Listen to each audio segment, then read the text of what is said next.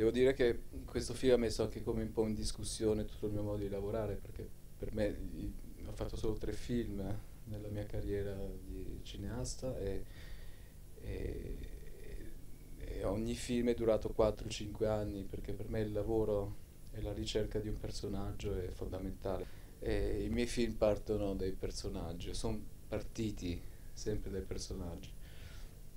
E qui ho avuto il privilegio di trovare un personaggio incredibile e dietro questa storia ci sono 20 anni di lavoro da parte dell'autore dell'articolo. E l'articolo è stato pubblicato su Harper's Magazine, che è insomma, la Bibbia del giornalismo americano, e quindi la verità del film è nel rapporto che l'autore e il giornalista ha creato con questo. Poi è subentrato tutto il resto che avete visto. È interessante leggere l'articolo e vedere il film. Quindi è un vero sicario, è una vera storia e questa persona, io dico sempre, è un documentario dell'anima un po', è un documentario sulla droga, è un documentario ed è anche tutto questo. Quindi è un film che apre tantissime domande e poche risposte. E a me comunque quello che affascina è sempre la forza di un personaggio. E io ho dovuto affrontare questa cosa in pochissimo tempo, poi perché ho avuto solo 2 giorni per girare il film e 2 giorni per relazionarmi e avere questa fiducia reciproca di dire questo è il racconto che vogliamo fare. E quindi così nasce il film ed è un personaggio reale. Io ho avuto pochissimo tempo con lui di parlare di cose, insomma, anche l'ho visto, sono stati 2 o 3 giorni assieme. Lui mi ha detto, ci incontriamo in questo motel. Io non volevo girare in questo motel perché è un luogo orribile.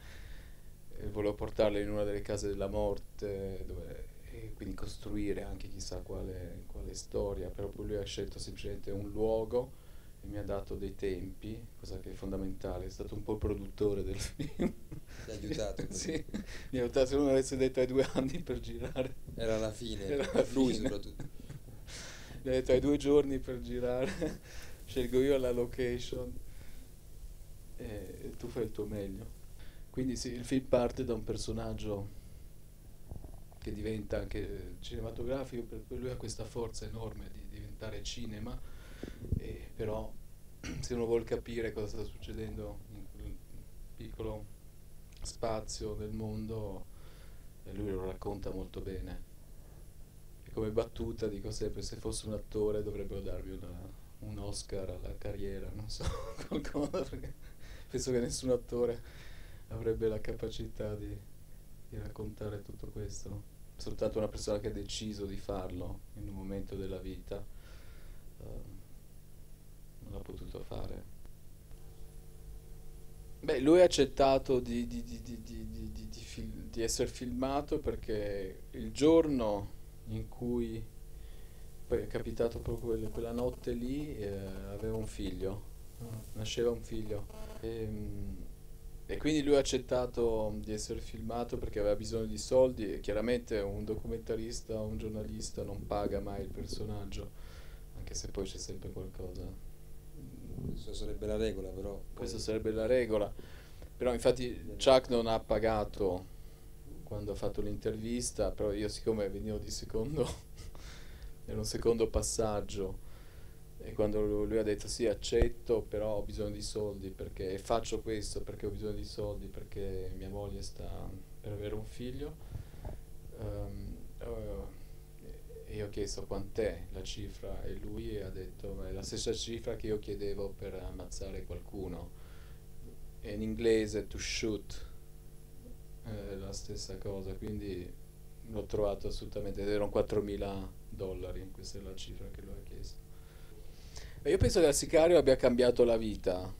E infatti ci fu un episodio divertente quando io gli avevo dato prima 2.000 dollari e poi gli altri 2.000. E quando gli ho consegnato i soldi, li ho dati in una busta e lui li ha messi in tasca e poi gli ho detto adesso posso riavere la busta? E lui ha tirata fuori, me l'ha ridata, io me la sono messa in tasca. E poi abbiamo parlato d'altro. E lui mi guardava così, ho detto, e io ho detto, ma scusa, tu ti rendi conto quello che hai fatto in questi 2 giorni con me? Hai fatto 20 anni di psicanalisi. E sai quanto ti sarebbero costati 20 anni di psicanalisi?